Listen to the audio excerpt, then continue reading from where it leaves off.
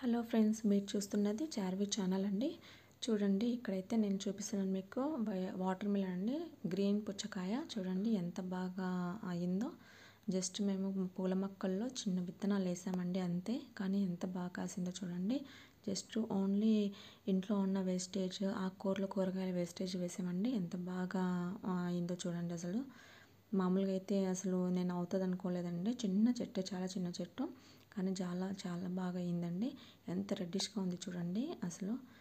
ఎంత టేస్ట్ ఉందంటే అసలు ఇవి తింటేనే చాలా చాలా బాగుందండి. అసలు బయట అయితే ఇలా దొరకట్లేదు, హెల్దీ ఫుడ్ అస్సలు దొరకట్లేదు బయట.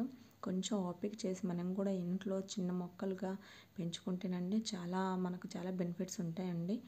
చూడండి అసలు ఎంత బాగుందో, ఎంత రెడ్డిష్గా ఉందో, అసలు కలర్ వేసినట్టు అనిపిస్తుంది నాకైతే.